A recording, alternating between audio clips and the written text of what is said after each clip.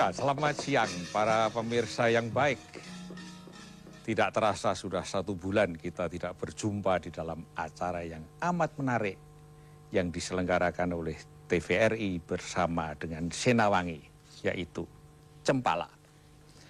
Dalam kurun waktu 1 bulan, banyak hari-hari besar yang kita lalui. Saya merasa bahwa saya sudah terlambat, tetapi apa boleh buat? Oleh karena itu, saya, Sudarko Prawiroyudo, atas nama Sekretariat Nasional Pewayangan Indonesia, menyampaikan selamat Hari Raya Idul Fitri 1422 Hijriah. Bukan main, 1 bulan kita berpuasa. Anda semuanya mengurangi makan, mengurangi tidur, hanya untuk menjadi manusia yang baru. Apa artinya? Insan yang baru adalah insan yang berbudi pekerti luhur dan penuh dengan maaf. Sekali lagi, penuh dengan maaf. Oleh karena itu, di dalam kesempatan ini, perkenankanlah kami mohon maaf sebesar-besarnya terhadap Anda semuanya, lahir maupun batin. Selanjutnya, bagi Anda yang menjadi pengikut Yesus Kristus, kami ucapkan selamat Natal. Sugeng Wiyosandalem Sang Timur. Harapan kami adalah agar obor kasih ajarannya jangan sempat redup walaupun kita sedang mengalami masa-masa yang memang kurang menentu. Para pemirsa sekalian, tema kita siang hari ini adalah relevansi antara Kedaton Jodipati dan otonomi daerah. Oleh karena itu, silakan bergabung dengan kami untuk di dalam lingkungan Jabotabek menggunakan nomor telepon 574-5261 dan di luar Jabotabek nomor telepon 021-574-5262. Jangan lupa pada penghujung acara ini kita akan selenggarakan kuis. Namun demikian, sebelum kita membahas lebih lanjut, mari kita saksikan pergelaran wayang kulit yang didalangi oleh Ki Mantep Sudarsono. Monggo Pak Mantep, Kedaton Jodipati.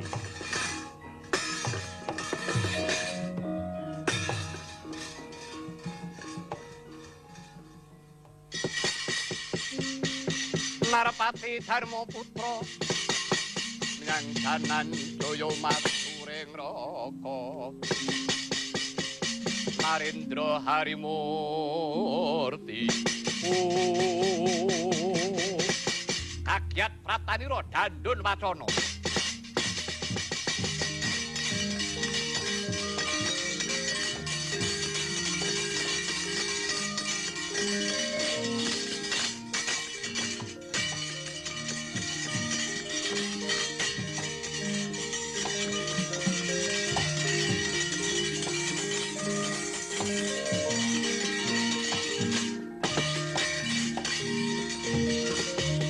Kanjeng angin kelap-kelap katon mereka kincang ing alis risang mawe gandrung parang kadulu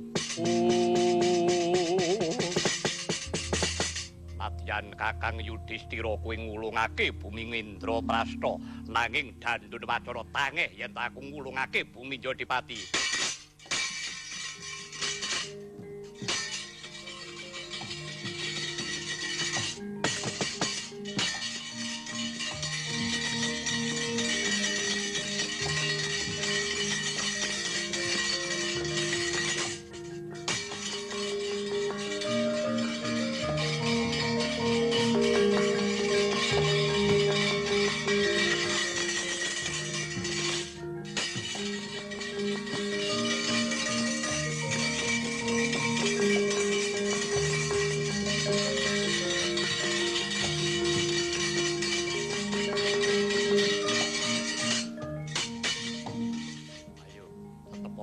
kasatriyanmu lakon mati dening aku kowe.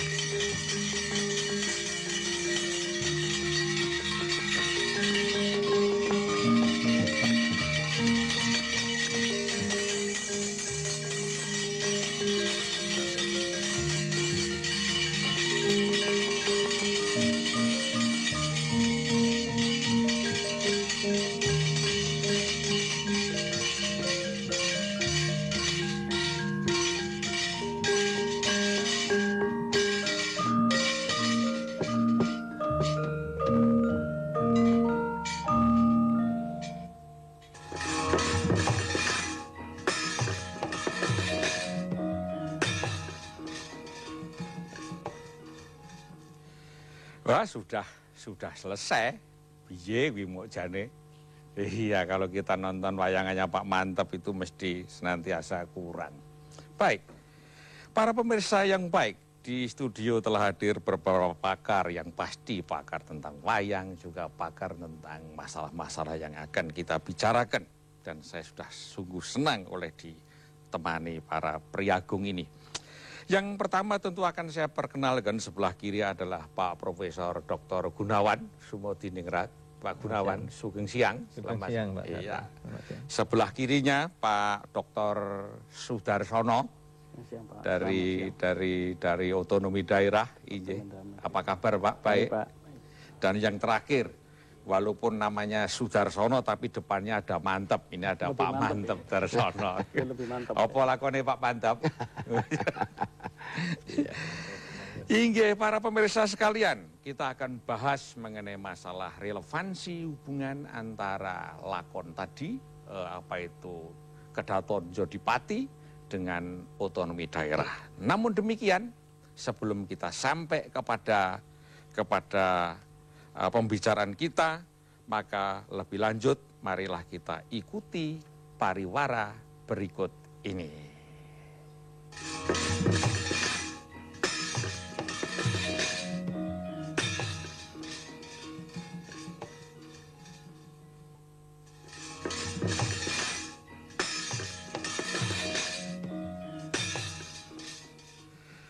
Ya, begitu para pemirsa sekalian. Sekali lagi saya akan sampaikan bahwa apabila ada di antara Anda yang mau ikut bersama kami membahas masalah-masalah berikut, silahkan menghubungi untuk Jabotabek, telepon 574-5261, dan di luar Jabotabek, telepon 021-574-5262. Baik, kita kembali pada persoalan awal. Pak Mantep dulu, karena tadi yang sudah menggelar tadi itu ya, sebenarnya lakon tadi itu namanya apa itu persisnya itu? Persisnya kalau lakon itu di pedalangan namanya Bedah Jodipati. Bedah Dah Njodipati. Njodipati itu sehabis cerita Babat Wonomarto. Cerita itu pakem itu. Iya Pak. Memangnya menandakan apa ada pakem kok sampai dikatakan pakem? Kok saya baru lihat sekarang ini. Loh. Ya memang cerita-cerita itu cerita apa ya Pak? Tidak pernah dipentaskan oleh apa itu para pecinta wayang, terutama orang yang nanggap wayang. Memang kalau itu ya kalau nanggap ya hanya 7 menit gitu kan ya kurang toh Pak. Iya Pak. Tapi lakonnya itu sendiri kan kalau bangsa bedah-bedahan itu kan ora seneng. enggak seneng. Maka sekarang itu dinamakan Ngamarta Binangun. Oh iya. Ya. Pak Mantep bisa mementaskan itu semalam. Bisa Pak. Tenan kuwi. Iya bisa. Kalau ada biayanya bisa. Iya, baik Pak Mantep. Saya akan udari tadi itu mengenai Ya. masalah cerita itu ya Pak Mantep. Sebenarnya mengapa latar belakangnya kok Jim Dadun Wacono ya? Ya. Kok tidak serta-merta menyerahkan Njodipati padahal saudara-saudaranya sudah menyerahkan semuanya. Apa yang menjadi latar belakang? Yang menjadi latar belakangnya Dandun Wacono. Mengapa dia itu pergi tidak segera menyerahkan bumi Njodipati? Ya. Karena itu ada 2 hal Pak. Dandun Wacono itu. 2 alasan. Ya, 2 alasannya. 1, yaitu untuk menguji kemampuan Brotoseno itu sendiri. 2, soal moral Pak. Begini. Ntar, yang pertama untuk menguji. Apa pada saat itu Brotoseno belum teruji betul kekuatannya, kesaktiannya gitu ya? Ya, sudah teruji. Tapi kan belum berhadapan sungguh-sungguh dengan Dandun Wacono. Apakah kamu untuk mempersatukan Njodipati dengan Ngamarta itu kemampuanmu bisa melebihi saya? Kalau tidak melebihi saya, apa gunanya kamu untuk mempersatukan itu? Kalau kamu sendiri tidak lebih hebat dari saya. Oh, jadi kalau itu maksudnya ya kalau ada persoalan-persoalan di daerah gitu ya, mesti harus segera diatasi gitu ya. Betul Pak. Gopo, orang iso ngatasi karena dikeke barang, kira-kira. Oke, alasan yang kedua apa Pak? Yang kedua soal moral Pak. Moral. Karena di dalam cerita itu kan kebersamaannya dengan apa itu lakon Pringgondani Pak. Oh iya, bertemunya Brotoseno dengan Arimbi. Betul. Ya, Brotoseno dengan Arimbi. Karena juga Dandun Wacono khawatir. Ya. Jangan-jangan kamu juga sudah apa itu menaklukkan kerajaan Pringgondani. Jangan-jangan kamu juga milik nanti. Pengen dadi ratu. Pengen dadi ratu. Oh. Nah, itu. Maka memangnya Dandun Wacono tidak kepengen Brotoseno jadi raja di Pringgondani? Ya, kepengennya sih. Ya, harusnya tidak kepengen, tidak mempunyai keinginan supaya Brotoseno itu menjadi raja, tidak. Sebab yang dipentingkan adalah rakyatnya ya. Adalah rakyatnya. Jadi, ojo duweni milik kowe. Jadi tetep kowe nindakno jejiban, ning jejiban kuwi mligi saka kawula. Justru itu dari rakyat gitu loh. Amanat dari rakyat. Saya mulai paham. Sebenarnya kalau dibongkar begitu ya, agak. Oke, saya yang pertanyaan saya masih untuk Pak Mantep. Sebenarnya Jim tadi itu ya Pak ya, termasuk Dandun Wacono, Jim Yudhistira, Jim siapa yang Janaka tuh? Jim Suparto. Suparto segala macam itu ya. Sebenarnya cita-citanya kok mereka sampai menggabungkan diri dengan para satria tadi itu. Sebenarnya cita-citanya mereka sendiri itu apa Pak terhadap rakyatnya itu? Cita-citanya yaitu ya satu, ingin yaitu ketentraman Pak. Mestinya loh, ketentraman. Ketentraman kedua, bagi rakyatnya. Kesejahteraan. Iya, lebih sejahtera. Ya lebih sejahtera lagi. Dan pandai rakyatnya. Pinter-pinter. Yang terakhir, supaya bisa kajian keringan, kan begitu Pak? Ya, mulai masuk sekarang. Jadi mereka itu sebenarnya mempunyai cita-cita gitu ya. Cita-cita mengapa dia menggabungkan diri dengan para Pandawa? Karena memang mempunyai cita-cita gitu ya. Dan ternyata Jim Yudhistira sendiri memandang Puntadewa lah yang mampu. Karena Puntadewa itu kan sudah mempunyai lambang. Lambang bahwa salah satu raja yang tidak pakai mahkota adalah Puntadewa. dia hanya pakai gelung keling, gelung yang bundar ke belakang itu. Artinya itu sudah dia menyatukan kepada rakyat, Pak. Jadi mahkota saya adalah rakyat saya. Apa gini besok diputer dia nih Pak ya, dilakokke nanti biar TVRI yang nanggap nanti. Oh iya Pak. Harus panjang itu. Harus panjang, harus semalam ya Pak. Kalau semalam memang menarik. Saya lari kepada Pak Darsono. Sudah dimulai dari Pak Mantep. Ini ada cerita sebenarnya bedah Jodipati ya Pak ya. Kaitannya dengan negara Amarta. Ya. Relevansinya dengan Republik kita bagaimana Pak Darsono? Ini menarik sekali apa yang tadi sudah diwacanakan oleh Pak Sudarsono yang benar-benar mantap ini. Pak Mantap Sudarsono ini relevansinya dengan apa yang kita laksanakan hari ini. Ya. Kalau Pak Mantap tadi mengisahkan mengenai Amarto Binangun, maka kita sekarang ini menghadapi agenda besar nasional yang kita sebut otonomi daerah. Persis pemikiran yang tadi sudah digambarkan oleh Pak Mantep, bahwa apa yang dipesankan oleh pengalaman tadi itu sama dengan apa yang sebenarnya menjadi nilai dasar konstitusi kita, Undang-Undang Dasar 45. Jadi begini Pak, kalau kita dalami betul, ada dua nilai dasar penting dalam Undang-Undang Dasar 45, yaitu yang kita kenal sebagai unitaris dan desentralisasi teritorial. Unitaris itu intinya adalah bahwa kedaulatan yang ada di rakyat, bangsa, dan negara itu tidak bisa dipecah-pecah kepada pemerintah-pemerintah yang lebih kecil. Satu. Ya.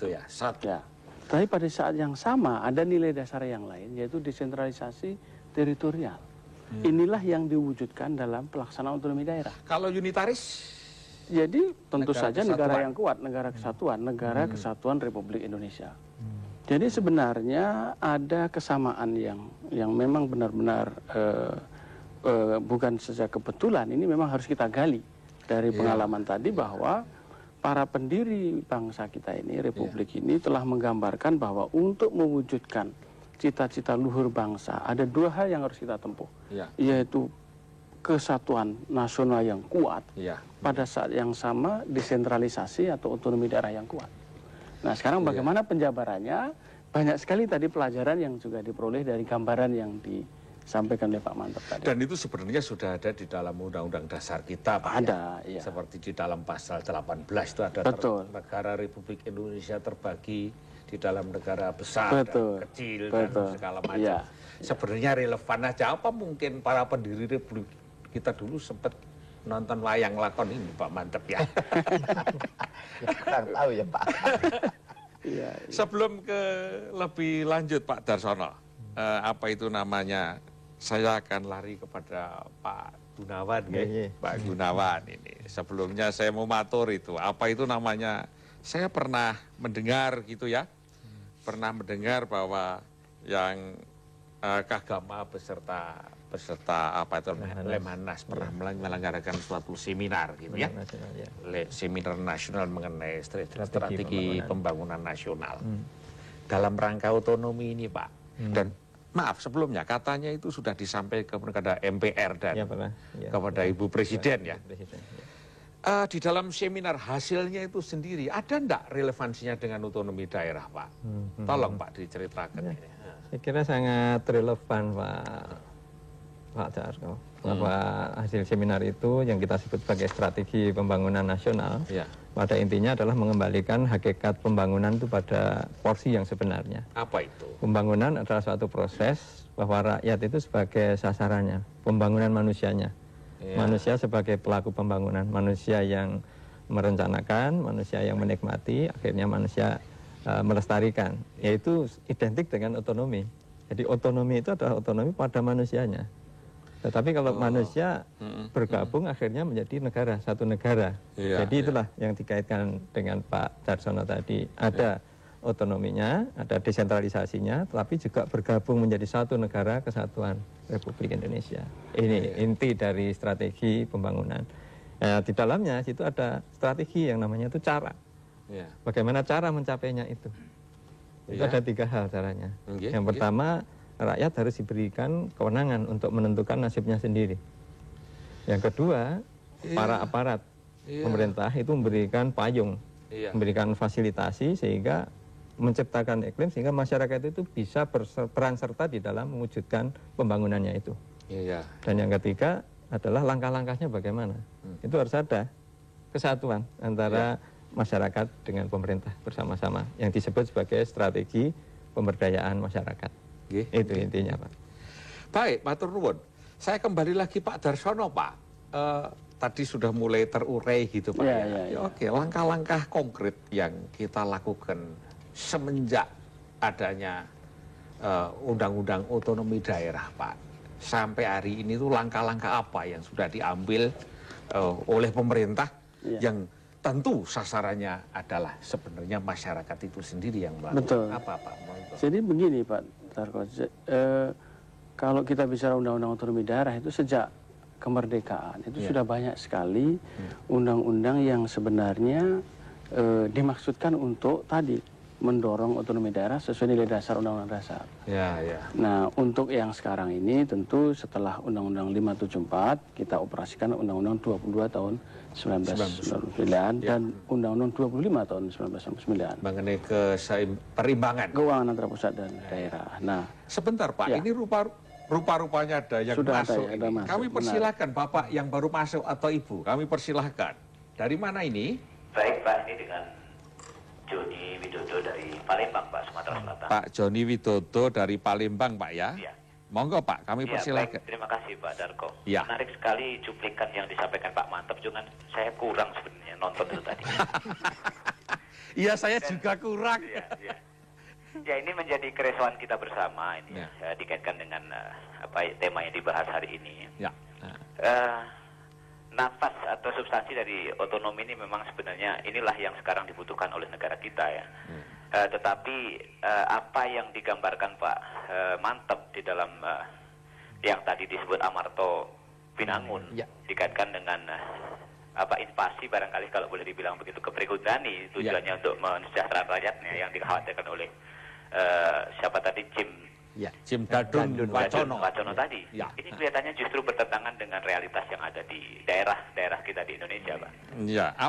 Umumnya justru otonomi daerah ini dijadikan sebagai kerajaan-kerajaan kecil, di mana di daerah itu orang justru pamrih untuk menjadi pucuk-pucuk pimpinan ini.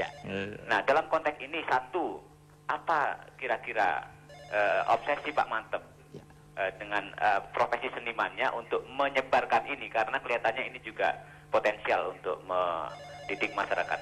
Yang kedua, buat dari Dirjen Otonomi Daerah, apa yang sekarang menjadi agenda besar supaya ini tidak terus meluas dan pada akhirnya justru betul-betul sasarannya adalah manusianya tadi seperti yang disampaikan oleh Pak Profesor tadi. Dua hal ini saja Pak, terima kasih. Oke, terima kasih Pak. Terima kasih Pak Joni. Masih ada satu lagi, kami persilahkan. Siapa ini? Selamat sore Pak. Inge, selamat sore. Kasir Pak. Siapa Pak? Pak Basir? Kasir, Kak. Pak Kasir dari mana Pak? Pondok Bambu Pak. Oh di sini, nggih. Monggo. Ini mohon mau bertanya ke Bapak Mantep Sudarsono nih Pak. Iya. Selamat sore Pak Mantep. Selamat sore Pak.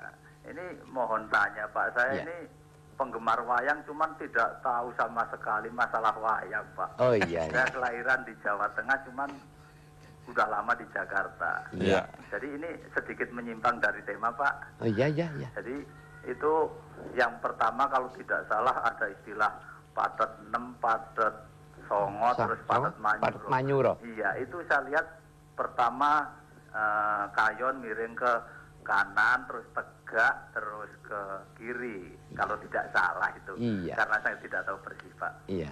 Mohon dijelaskan itu barangkali dalam hidup sehari-hari kita itu ada artinya Pak. Hanya gitu pertanyaan saya. Terima kasih. Selamat sore. Oke. Dua dulu. Untuk yang pertama supaya Pak Mantep, pertanyaan dari Pak Kasir yang seneng wayang tapi tidak ngerti yang disenengi. Iya. Monggo, artinya patet 6 songo manyuro. Tolong Pak supaya lalu menjadi seneng lalu yang ngerti gitu. begini yang saya jawab yang pertanyaan yang pertama Palembang tadi. Dulu. Ya, monggo. Yang pertama tadi. Begini. Namanya Pak Joni. Pak Joni. Pak Joni Widodo ya. Saya sebagai seniman.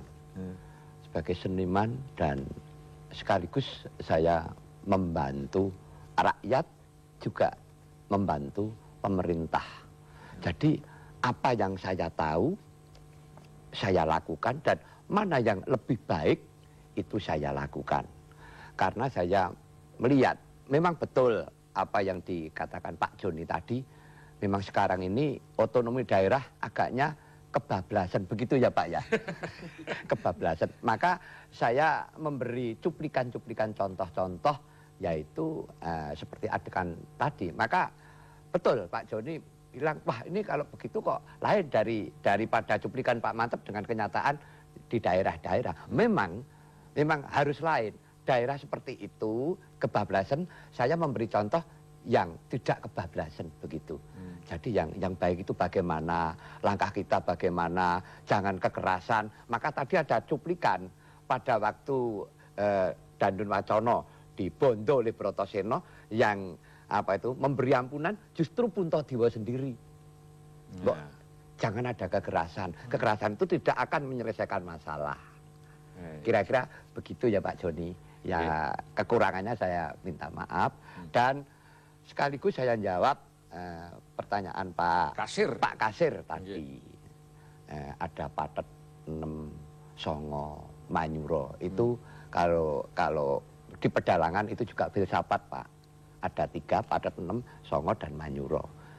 Filsafat hidup kita ada 3, lahir, rabi, mati. Walaupun yang lahir terus mati juga ada. Tapi pakem kita kan ada 3, lahir, rabi, mati. Umumnya begitu. Mati ada dalam kandungan juga ada. Itu memang tidak dikendaki oleh Allah.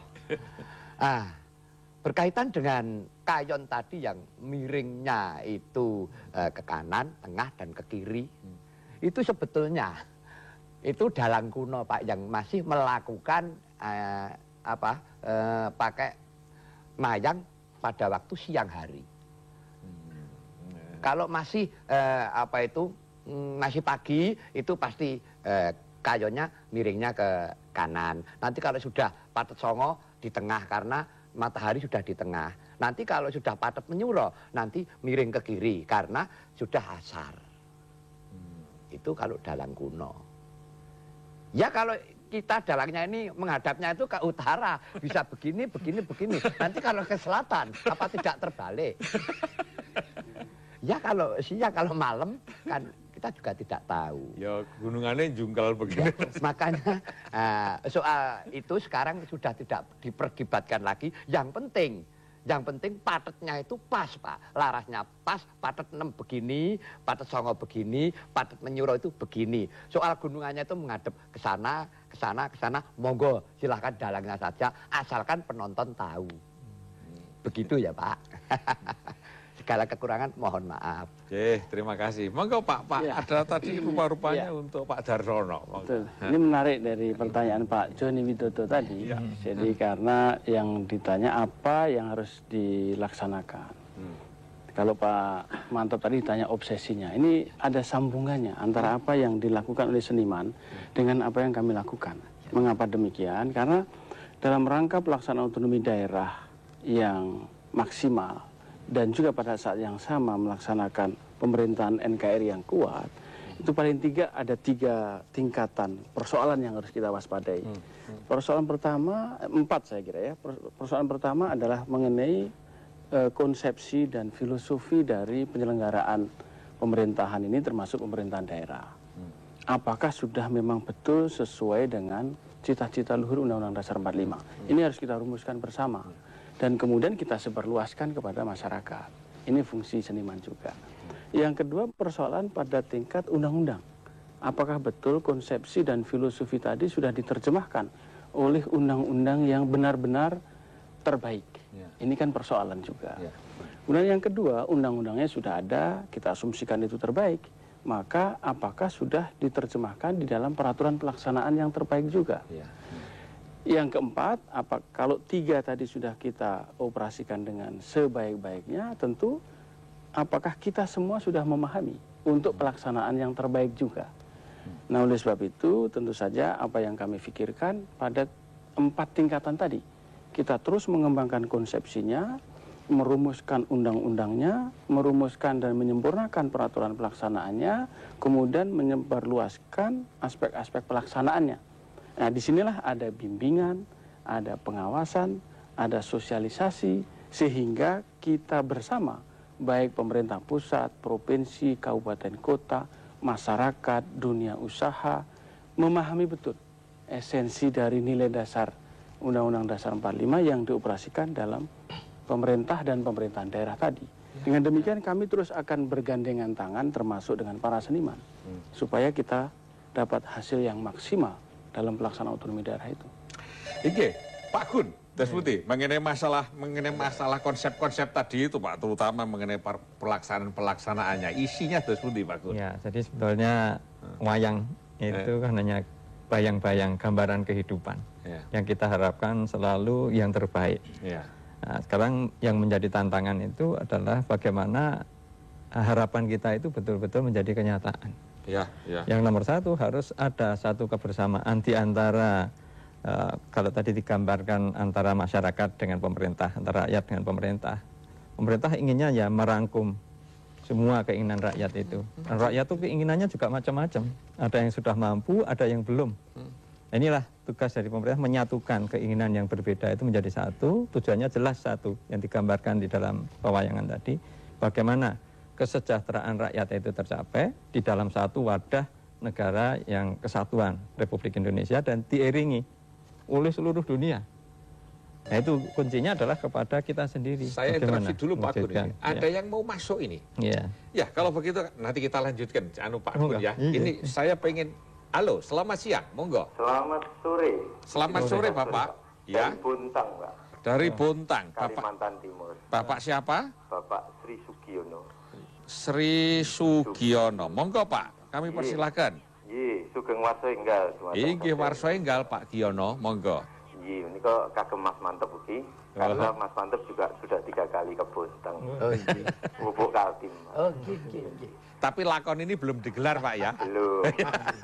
Ngaten nih kok melihat kondisi saat ini Pak di Indonesia ini, kami jadi agak ragu nih Pak. Kita ini sekarang masuk ngamarto atau ngestino Pak? Karena ini ya boleh dibilang orang sudah ya kebablasan semua. Kan kalau ngamarto itu teratur, baik. Tapi kalau ngestino ini kan semua sudah kebablasan. Iya. Ini kon sewu. Salam kagem Senowangi sih. Saya adiknya Mas Saroso. Oh lah itu dia. Mas Saroso juga meriksa nih dari rumah ini. Inggih, masih ada satu lagi, monggo kami persilahkan masuk. Halo Pak. Selamat siang Pak Sudargo. Oh iya. Judo. Ini dengan Andi Samudra Al-Fatihah. Oh iya, saya kenal suaranya ini. Orang Bugis tapi senang orang Jawa. Iya. Selamat malam. Selamat siang Bapak Gunawan.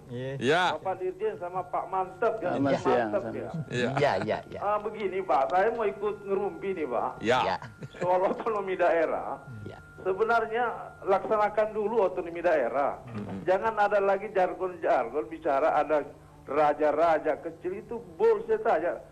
Praktekkan dulu otonomi daerah, jalankan dulu, baru kita lihat bagaimana, ya kan Pak? Ya. Jadi pertanyaan saya yang terakhir, kalau memang Pak Mantep itu dalang yang benar, syukur alhamdulillah.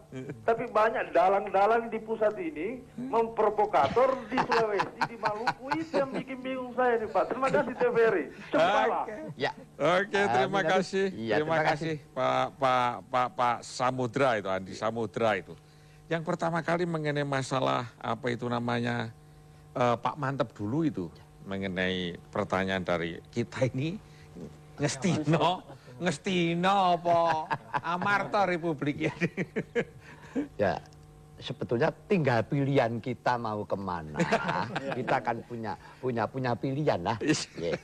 Nah, monggo Silahkan mau masuk ke Ngamarta, kalau memang seneng Ngamarta ya silahkan. Kalau memang mau ikut Setro Gondo Mayit ya monggo. Tapi gambaran dua-duanya ada berarti. Iya ada. Kita kan mau yang baik kan Pak. Kalau kita mau yang baik ya marilah kita mencari solusi yang baik. Itu bagaimana kita kerjakan bersama-sama, kan kita tidak perlu saling menyalahkan menurut saya ya Pak ya. Ya mari kita bareng-bareng mencari jalan supaya baik. Dan tadi ya mudah-mudahan dari Pak Samudro tadi saya juga ingin menjadi dalang yang baik. Tidak menjadi dalang kerusuhan atau dalang provokator. Saya ingin jadi seniman dalang wayang kulit yang benar menurut wayang kulit itu sendiri. Begitu Pak. Ya, baik kalau ada tambahan dari betul Pak tadi Darsono. yang disampaikan Pak Samudro tadi bahwa kita harus laksanakan itu ya jelas sekali. Oleh sebab itu baik sejak saya katakan sejak 1945 pun kita melaksanakan, dan sekarang dengan Undang-Undang 22 dan 25 pun kita laksanakan. Pada saat kita melaksanakan itu pun kita mengadakan evaluasi, monitoring. Nah kemudian kita akan identifikasi manakala memang ada persoalan-persoalan di tingkat undang-undang kita sempurnakan, ada persoalan-persoalan di tingkat peraturan pelaksanaan kita sempurnakan, ada persoalan-persoalan di tingkat perbedaan pemahaman pun kita pun harus lakukan dialog-dialog untuk diadakan satu kesepahaman gitu. Nah, Pak, saya pengen agak tajam lagi bahwa di dalam rangka pelaksanaan otonomi daerah Pak ya. Anggap aja undang-undangnya sudah ada begitu ya, tanggal nomor 22. Nah, itu pun mesti harus dievaluasi. Sehingga kadang-kadang ada sebuah kesimpulan, oh kalau begitu ada beberapa hal yang perlu diperbaiki. Oke. Dari segi peraturannya Pak, atau dari segi mana kelemahan yang paling pokok yang bisa menghambat otonomi daerah sesuai dengan tujuannya? Apakah itu ada di perangkatnya, apakah itu di peraturan pelaksanaannya, atau sumber daya manusianya? Untuk tahap sekarang ini Pak, evaluasi dari Depdagri di mana sehingga kadang-kadang kita ada yang tadi dikatakan ada kebablasan segala macam gitu ya. Mana yang paling menonjol di mana ini? Ya paling tidak ada 6 atau 7 elemen pokok yang harus kita identifikasi terus-menerus. Masalah pembagian tugas antara pemerintah pusat, provinsi, kabupaten, kota. Ini nomor 1. Itu yang disebut masalah kewenangan, atau kalau dalam bahasa Undang-Undang Dasar itu urusan-urusan pemerintahan. Ini yang harus kita perjelas terus-menerus. Walaupun sudah ada undang-undangnya, ada PP-nya, tetapi di dalam pelaksanaannya memang terus masih ada perbedaan-perbedaan persepsi atau interpretasi. Iya, mau yang pertama, saya sebelum yang kedua Pak ya, karena ada kaitannya. Umpamanya kayak ketua DPRD Riau beberapa hari yang lalu pernah membuat sebuah statement gitu ya, bahwa hampir mengatakan bahwa kalau agak jelas gitu ya, bukan bahasa politik yang melingkar, tapi ini bahasa yang agak straight gitu ya. Ini kok kayaknya pemerintah pusat tidak rela ini bahwa ada otonomi di daerah. Bagaimana pendapat Pak Darsono? Kalau Ketua DPRD saya pernah baca itu. Sejauh yang kita pahami itu tidak di dalam rangka rela atau tidak rela. Selalu yang akan kita pikirkan adalah bagaimana membagi atau mewujudkan pembagian tugas-tugas pemerintah pusat, provinsi, kabupaten, kota tadi yang pada akhirnya mencapai atau mewujudkan keseimbangan antara keinginan untuk mewujudkan persatuan nasional dan keinginan untuk terus-menerus meningkatkan otonomi daerah. Tentu ini jangan diartikan bahwa dengan otonomi daerah itu bertentangan dengan persatuan nasional, tidak. Justru dengan otonomi daerah yang kuat akan mendorong persatuan nasional. Nah, di dalam rangka kita mengoperasikan cita-cita atau landasan fikir tadilah, seringkali diterjemahkan bahwa masalah rela dan tidak rela ini sebenarnya bukan. Itu yang... Monggo Pak, yang kedua Yang kedua masalah kelembagaan. Organisasi. Apakah kita atau bagaimanakah kita mewujudkan organisasi yang paling tepat, baik di tingkat pemerintah pusat, kabupaten, kota, dan provinsi, dan tentu saja nanti di masyarakat. Organisasi itu menjadi sangat penting karena terkait dengan biaya. Contohnya apa Pak? Begini, penataan organisasi jadi misalnya begini, dengan adanya pembagian tugas atau kewenangan atau urusan pemerintahan yang sudah diatur tadi, kan kabupaten kota kemudian menyusun organisasi yang tepat. Tapi ada kabupaten kota yang menyusun misalnya dengan organisasi dengan 10 dinas misalnya. Tapi ada yang 14 dinas, ada yang 20 dinas, ada 26 dinas. Nah ini pada akhirnya akan bermuara kepada beban biaya. Padahal dengan otonomi daerah yang nanti dikatakan aspek keuangan daerah itu aspek yang ketiga, uang ini kan harus digunakan semaksimal mungkin untuk kebutuhan masyarakat. Tetapi kalau semakin besar organisasi yang kita buat, implikasinya adalah uang yang terbatas itu bukan untuk rakyat sebanyak mungkin, tapi justru tersedot lebih banyak kepada kepentingan birokrasi atau biaya-biaya operasi. Ini yang harus kita waspadai.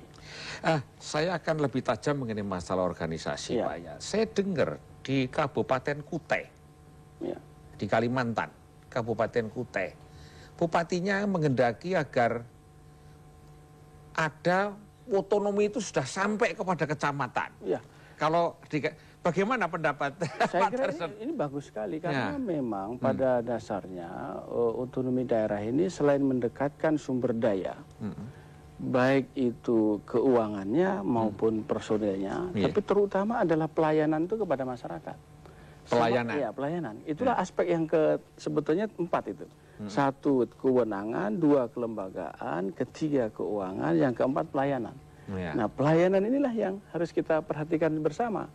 Kembali lagi ini saling terkait-mengkait. Kalau organisasinya terlalu besar, biayanya tersedot kepada organisasi, tentu saja kesempatan untuk melayaninya semakin kecil. Tapi di samping itu, kalau organisasinya semua terkonsentrasi di kabupaten kota, tentu kesempatan untuk melayani terlalu jauh. Oleh sebab itu sekarang ini banyak kecenderungan bupati wali kota mulai mendekatkan pelayanannya melalui cara mendelegasikannya kepada kecamatan. Ini hal yang bagus. Baik Pak, saya sebelum kelanjutin dengan Pak Gunawan Pak, mengenai sebenarnya ukuran-ukuran Pak ya, ukuran-ukuran keberhasilan otonomi daerah gitu ya, dikaitkan dengan pelaksanaan apa sebenarnya ukuran-ukurannya. Percuma ada undang-undang, percuma ada organisasi, percuma ada peraturan pelaksananya kalau ukuran keberhasilan itu sendiri tidak dirumuskan secara cetha gitu ya.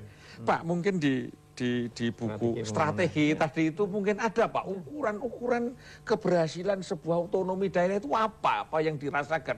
Apa ukurannya lalu rakyat ini tidak bisa yang dirasakan Pak ya, tidak bisa membayar listrik, mergo listrik ini naik 1 Januari kemarin, atau BBM naik, atau tidak bisa menyekolahkan anaknya, itu adalah ukuran keberhasilan otonomi daerah.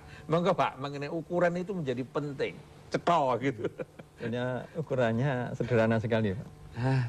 Ukurannya itu kalau tidak ada keresahan, ada rasa aman, rasa senang, rasa tentram. Itu ukuran nomor 1 otonomi. Otonomi jalan. Berikan kebebasan kepada setiap orang, setiap masyarakat untuk menentukan nasibnya sendiri. Kembalikan pada porsinya masing-masing. Di mana peran masyarakat, di mana peran pemerintah. Masyarakat yang kaya dan masyarakat yang miskin. Daerah dan pusat sendiri-sendiri ada tugasnya. Pembangunan yang benar itu adalah otonomi yang benar, adalah pembangunan yang benar, yaitu rakyat menentukan nasibnya sendiri. Jadi intinya adalah saling percaya, tidak curiga, dan saling mendukung. Kita kembali kepada Negara Kesatuan Republik Indonesia. Jadi itu orientasinya itu kepada rakyat ya Pak Gun. Orientasi dan rakyat merasa bahwa dia adalah memang menjadi orientasi. Betul. Dan itu tidak hanya disebutkan, dilaksanakan. Oke, sekarang kepercayaan kepada rakyat. Masuk sekarang ada telepon masuk. Sebentar Pak, ini makin ramai. Kami persilakan. Halo, selamat sore, monggo. Sugeng warso enggal bapak-bapak. Ige. Narasumber. Assalamualaikum warahmatullahi wabarakatuh. Waalaikumsalam. Saya Pak Guntoro dari Surabaya, Pak. Pak Guntoro. Iya, monggo Pak. Penjelasan Profesor tadi itu sangat baik sekali, Pak Darsono. Cuman satu Pak kuncinya Pak. Ya. Kalau pemerintah ini mau betul-betul menjaga otonomi daerah, adalah reformasi hukum secara total yang namanya KUHP Pak. Sekarang dogma itu KUHP itu kasih uang habis perkara. Permasalahannya, hukum peninggalan Belanda itu adalah manajemen by konflik, di mana sekarang kita amini, sehingga konflik-konflik permasalahan itu selalu mencari suatu permasalahan mana yang lebih menguntungkan, sehingga itulah yang diputuskan oleh pelaksana-pelaksana hukum di Indonesia ini. Istilahnya ada bargaining, ada begini, ada begitu. Tetapi coba rakyat tidak pernah ditempatkan pada posisi yang benar seperti Profesor tadi katakan.